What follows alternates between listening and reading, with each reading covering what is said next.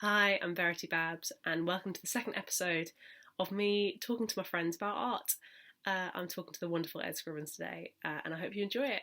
Hello, I'm with the lovely Ed Scrivens. Ed Scrivens, please do tell us who you are, what you're about. I'm Ed Scrivens, as you noted. I'm a Scorpio with a, I don't know. I am a improv comedian and a drag artist and also an Egyptologist as well.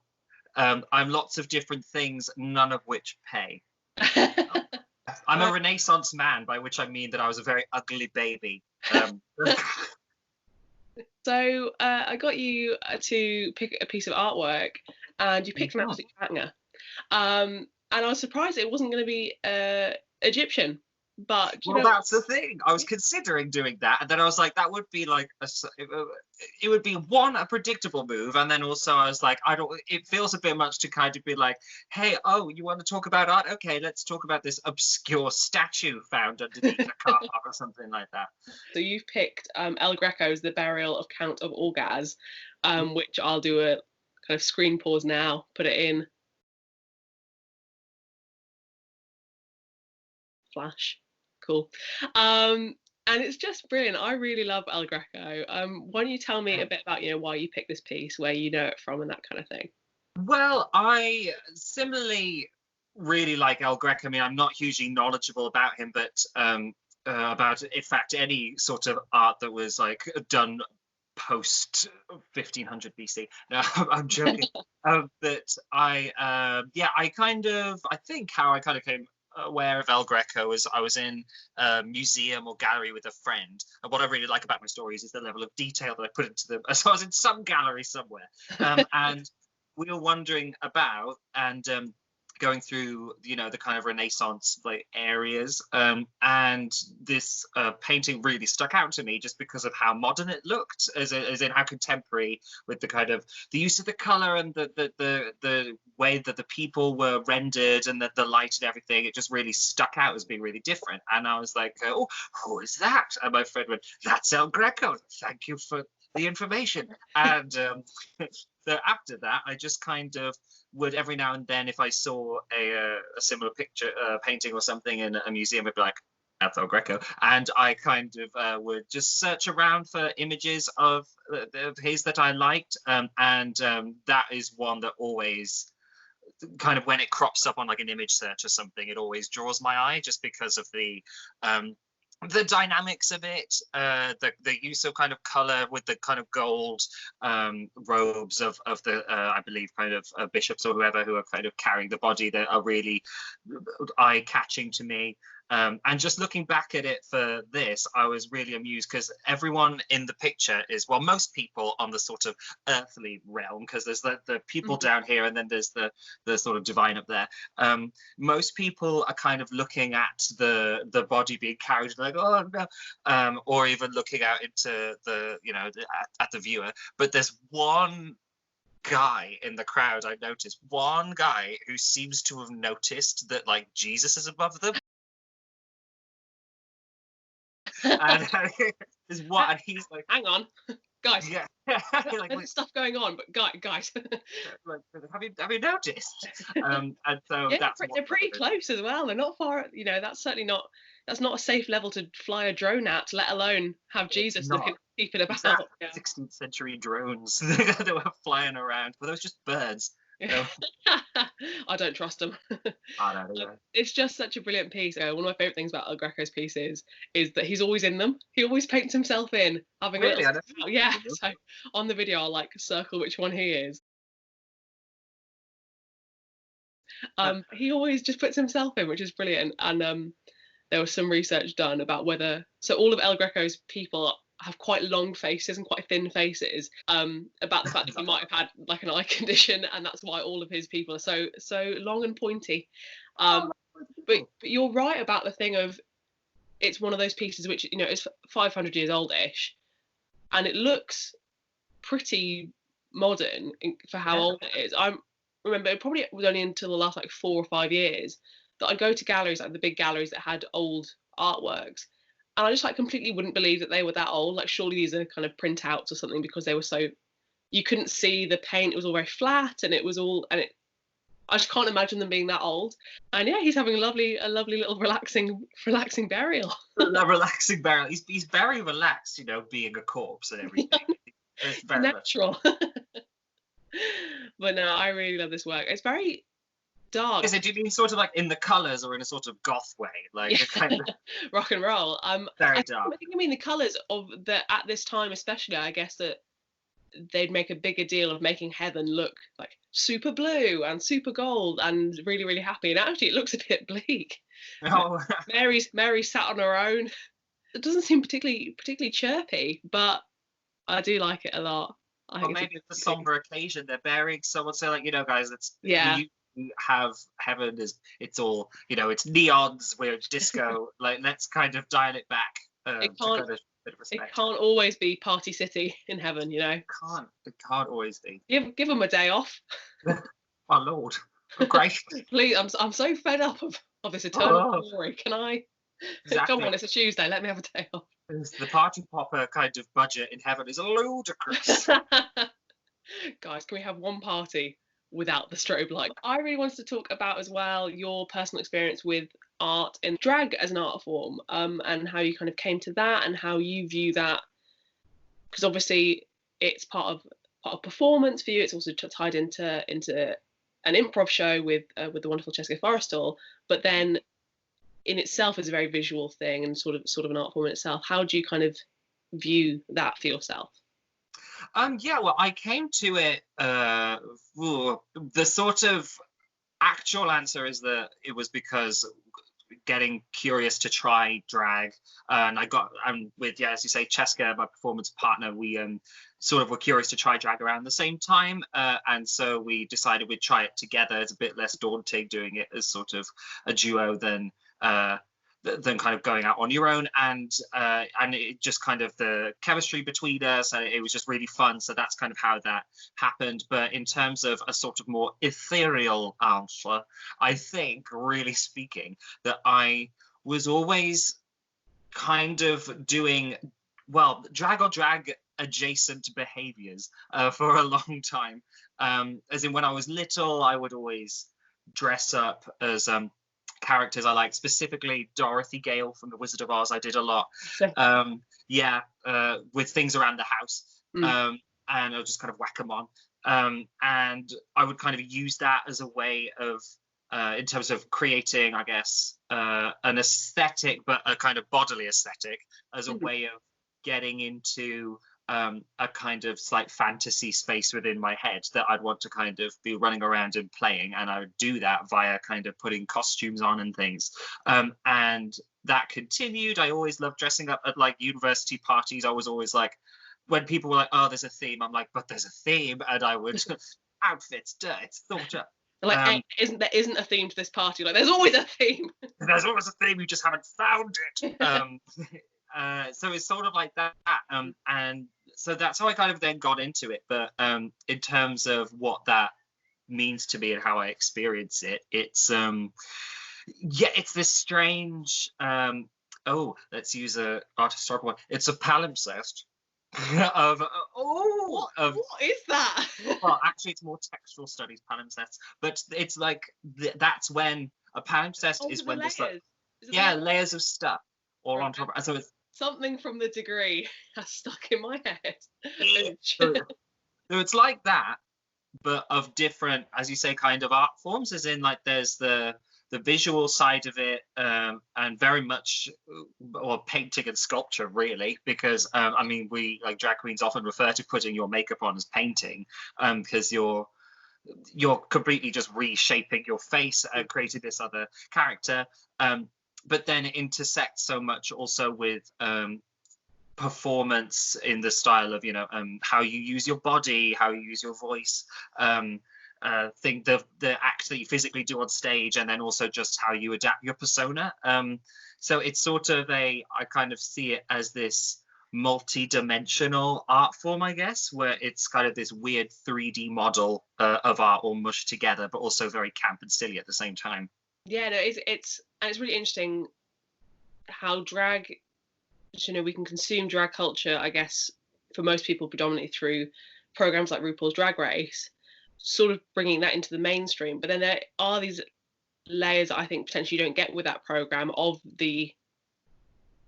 this sort of quite visual artistry of, like, you know, the transformations are incredible, but then you see people doing drag not so mainstream, which are, you know, this kind of club kid scene where it's really visual and it's really, you know, paint yourself green Yeah. and I think that's really interesting when drag sort of ceases to be about kind of one specific transformation, usually like male to female. Hmm. But then I think when it kind of takes on this other layer, which is really, really interesting. I mean, I think so Eton Mess, your soul lady. Yes, Eton Mess is the when the moon is full, I kind of transform into her. Um, Don't feed yeah. Ed after midnight or get him wet. Don't feed me after midnight because yeah, exactly. It's terrible. It's very destructive, and I get indigestion. But so she's brilliant, you know, as a performer, but I think visually she's really quite kind of this. I always get this kind of sort of 1920s matriarch Yes. feel from it. It's very black and red, very sort of this stern mother who is probably also maybe shagging your friends. That's the vibe I get from her. Probably. Yeah, exactly. I mean, that's very much my kind of reference points, I guess, in doing that were very like 1920s. I love that whole kind of aesthetic, and kind of other points along the vintage scale, I guess. I like 20s things. I like kind of 40s stuff. Sometimes a little bit of 60s, but then 80s. I also really like. Like I love a shoulder pad. And so different things like that. And I kind of move between them, but I do kind of hover more around the 20s stuff. And the reason for that, I'm not huge. I think it's because I visually always found it quite appealing. And also kind of, as I was saying before about wanting to inhabit certain things. I always loved, let's say, Chicago and stuff like that. And kind of getting into that feeling of that time and of that way of being and that experience. Kind of, I use Yeah. Yeah. And that is sort of like a new time of sort of female liberation in lots of different ways as well. And like the 1920s, I think a lot of female artists start to also be doing that kind of, I don't need to be married to anyone to get my name out there. I think we mentioned about Chicago, you know, Eton Mess might not only be shagging my friends, but might also be murdering them. And I'd still love her for it. And probably it is, and that's okay because we're trying to get the vote. But it's like it is that, and it's that's actually weirdly kind of brings in another thing that is useful in having that aesthetic, because they're often those things aren't hugely form hugging, which means whereas you get other sort of AMAB, as you might say, assigned male at birth drag queens, who will kind of tuck things in and tape things down in order to kind of create an illusion of stuff wearing certain clothes. I often, in fact, never have to do that because the kinds of dresses and things that I wear, I mean, they can show maybe like a figure, but they don't tend to kind of cling in that way. Yeah. Precisely for the reason that you say, because in the 20s, you know, you get this surge of like kind of like the flapper aesthetic and various other things as women are kind of pushing for the vote, and these visual markers of sort of men and women are kind of starting to be downplayed a bit, or kind of being blurred in a way, and so that is both very interesting and also really useful because it means I don't have to take business. That's nice. Well, I think it's also interesting with your academic background in Egyptology. The 1920s are a huge period where, in America especially, and you know, in capital cities, there's a lot of this kind of Orientalism that people are really interested in. So, you know, so like Agatha Christie and her husband become archaeologists and go to ancient Mesopotamia and bring back all the jewelry and stuff. And there's a real aesthetic about bringing back kind of, oh, isn't the East exotic? And we'll bring it over here and make it kind of palatable and mildly racist. Yeah. But there is that kind of, it's interesting that that the time period that kind of Eton seems to kind of really live in is also one where there is that tie to people being interested in you know, pyramid shapes and ziggurats, and this all kind of comes back in, and jewels and this kind of thing. I think that's really interesting. That is really interesting, actually. I never kind of thought of that before. Ooh, yeah, that's so true as well, because there have been several sort of spikes throughout time of what we might call Egyptomania or things like it, where kind of people became really interested in Egypt and its aesthetics and all this kind of stuff. And yeah, the 1920s was a huge one, really kind of kicked in the butt and kick-started by when Tutankhamun's tomb was discovered, with all the kind of amazing treasures in it. And so that really kind of, because before then it was like around the Napoleonic era, and then it sort of gets to the 1920s and people find Tutankhamun's tomb and all the jewelry in that and all the furniture as well, that even now if you look at it, it looks kind of like really interestingly sort of like, it's all geometric and it feels quite modern.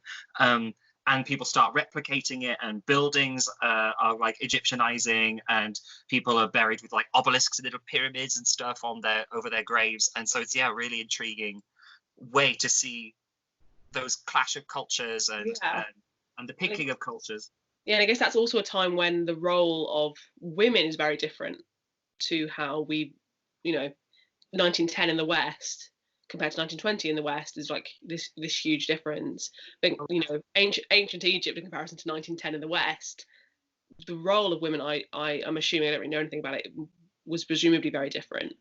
Oh yeah, I mean, that's an interesting point, because in terms of thinking about the role of women in ancient Egypt, like if you look at kind of various other ancient cultures, women in Egypt had a fairly good time of it. I mean, it wasn't egalitarian by any means, but women were like legal entities in a way that they weren't, like, so let's say in like Athens or something in Greece, like women could own property and even divorce their husbands. I mean, it didn't happen hugely frequently, but they were able to do it.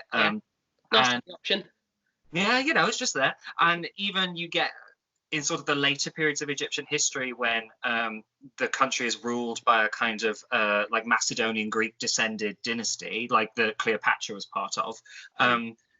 You get these sort of parallel legal systems happening, for one for people of Egyptian descent, one for people of Greek descent, based on Egyptian Greek customs. And if you had people who were sort of like mixed race or mixed nationality who were able to be, eligible for either one, you'd find that women would want to go for the Egyptian one because there they could be legal entities and things.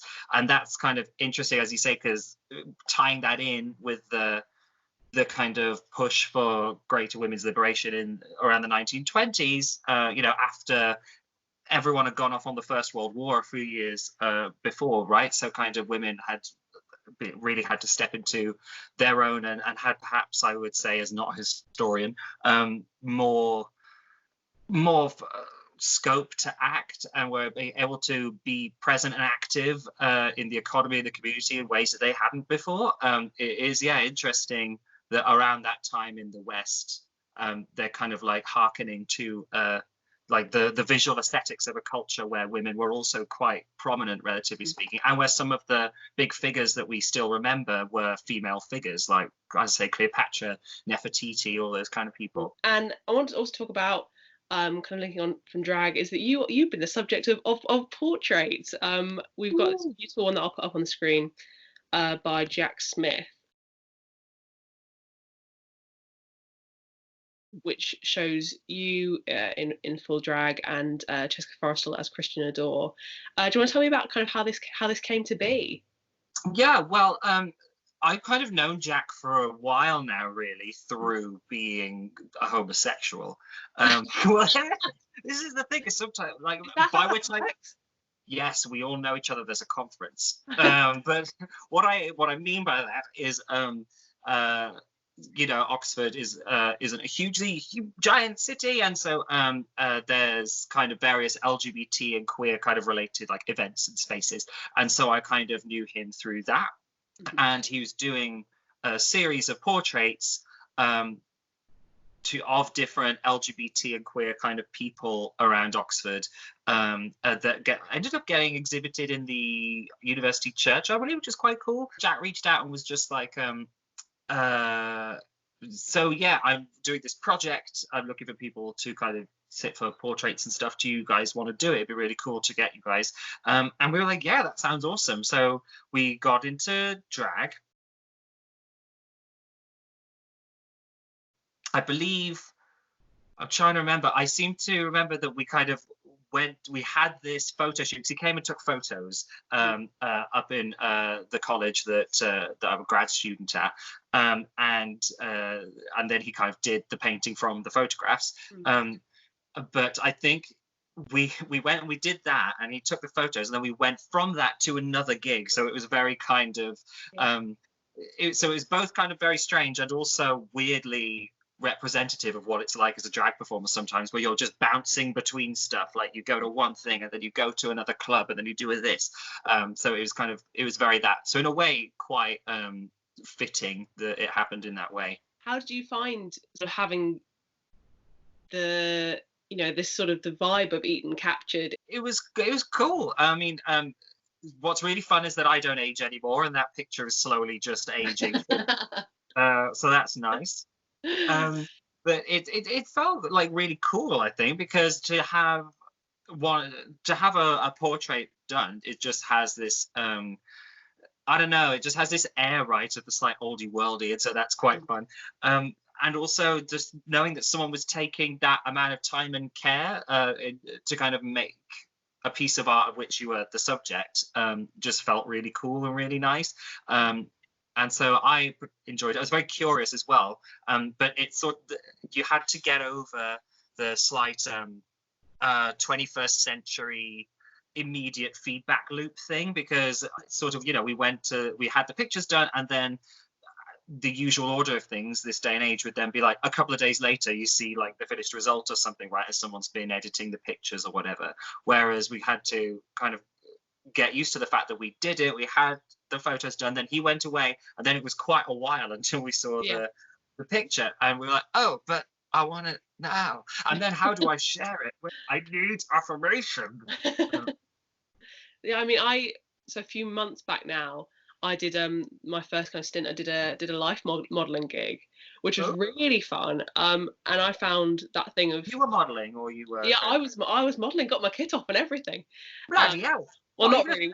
I was going to get my kit off, but it turned out this amazing place in Camberwell called Blue Shop Cottage, and they had this life drawing class come in. But because the front of the shop is all window panes, and they had me in a kind of beige bodysuit, so as naked as I could be. That was really, really interesting, because I found that the only times that I ever spent with myself undressed would be very hyper conscious of my body. So there'd be, in times of like intimacy, or like in the bath or whatever, but it was never times that felt like I could let go of what I looked like. If you're naked with someone, that you're kind of viewing yourself through what you imagine they're looking at as well. And the same thing in, no one looks great in the bath. The baths are always too small. You're crumpled up like a tubby accordion. That's great. But this is a brilliant life drawing class hosted by this artist called Thierry Porter. Knowing that people were looking at me, and I actually found it very, very liberating to be like, well, whatever they come up with. It's quite nice to have someone draw you or paint you, because there's an element of artistic license and this kind of thing. If someone takes a photograph of you and it's a bad photograph, you're like, I'm hideous. Or if someone draws you and you're like, oh, I hope I don't look like that, it doesn't really matter because they can't prove it. It's a drawing. They can't prove it. They can't. And people have tried. You are essentially, as Eton, building yourself a sort of visual brand. Eton doesn't have like a set look, but there is this sort of aesthetic lexicon that she uses, which I think makes it so fun and recognizable. You do have this idea, as you say, of kind of like a brand or like a lexicon, in terms of like you think, would Eton wear that? Would she dress like this? Is that kind of how she would be? And some of that just develops naturally as you go along. So in terms of the visual reference points that you just like and are excited by, because as much as trying to create a visual thing, you're trying to create a sort of a presence and like a kind of sense, like a quality, and that is easily achieved when you feel like you're the tits, or you feel like you feel like cool in yourself, and you're like, yeah. And so you, as much as you're trying to kind of almost calculate certain things, you're also always guided by that end goal of like, okay, yeah, this is all well and good, but when it's on, like, how do I feel? Do I feel like I could like take on the entire world or not? Of tying us back, I guess, because I realise that El Greco has been a very minor part of this conversation. I'm still trying to work out whether it's worth me doing this at the beginning of being like, pick a painting, we'll talk about it for 2 minutes, and then ignore it. But there is this element of, you know, obviously, 16th century pre-social media. What did they do before Instagram? This idea that you were saying that you can now recognise this style. Where obviously at that time, how do you separate yourself from other people? It's all figurative. It's all sort of relatively in the same frame of visual reference. There's a lot of biblical stuff going on, but that's why I think it's quite funny that El Greco does this thing where he's like, they know it's me because I'm somewhere in the painting. Like, he always puts himself in that. And then there is this element of, not only is he an artist, but he is like, but also look at me. Like, also, yeah. I'm a bit of a big deal, which I think is brilliant, because it's not just kind of this artist behind the easel. He's also he's almost like, and I'm art too. Yeah, exactly. So like, how do you build yourself up a a fandom when you're in the 1580s? Probably pretty. I mean, yeah, because that's that I think really in that time is really when we start to get this idea of the artist as a persona, like artist as a person, and because looking back again to like my own sort of academic background in terms of Egyptian things, there isn't really the same kind of idea of artists as personalities and like, oh, that's a something and that's a someone. Yeah, El Greco kind of like gets in like just a bit before the kind of it becoming so big, because I guess in the 17th century you start to have, and slightly before, it's all very hazy. That people start writing biographies about artists, so it's no longer about about the ancients and these kind of nameless artists. It's about who people were, and people have always been really interested in who people are, what they were like, and their life story. And so you're right in that from this point on it starts to become quite important who you are, and those are the artists that we now have in museums, and we recognise them by their style, we recognise their name or whatever. I also think it's really funny that El Greco has almost got the first kind of like AKA name in the world, because obviously like he's got a different name, but then they just call him the Greek, because that's that's what that's his deal, that's his shtick. Quite cool. He's got like a rapper name, he's Banksy, he's got his own street. Is that going to be the tagline of this? El Greco, the Banksy. Banksy revealed. He's El Greco. He's very dead. He's so old. It's cool to see that developing with him, really, and from that period, because in my own experience as a drag artist, I mean, different drag artists have different relationships to their on stage or whatever personas.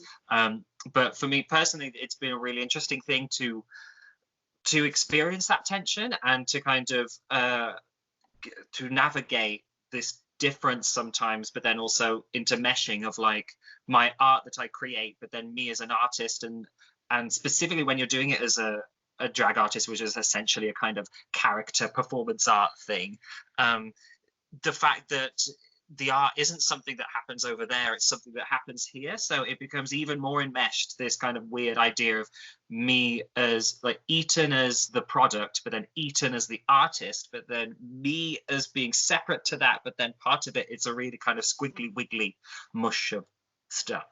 This has been so blooming lovely, Ed Scrivens, to talk to you. Where can we see you and hear from you, etc.? Where can you see me and hear from me? Well, there are several different options. Again, this is the thing about having multiple personas and functions. Oh God. You can follow in terms of myself. I am Eton Mess on Instagram. That's EATON_MESSE. I'm sure that'll be somewhere though. And then also you can follow Dragprov, all one word, on kind of various platforms. And if you're interested in the Egypty stuff, I also sometimes do kind of videos on YouTube about various different subjects. I recently did one on magic. And so you can find that if you search Egypto Nerd. That's kind of what I put that out as. So if you search that on YouTube, you can find that as well. Or if you say my name 3 times in the mirror. I've been known to appear as well. So just pick your method, really. Thanks so much for watching. That was me talking with the wonderful Ed Scrivens. Every way that you can follow Ed will be below in a box. And yeah, please do share this around. You can follow me on Instagram at VerityBabsArt. Any feedback would be welcome. And thanks again for watching.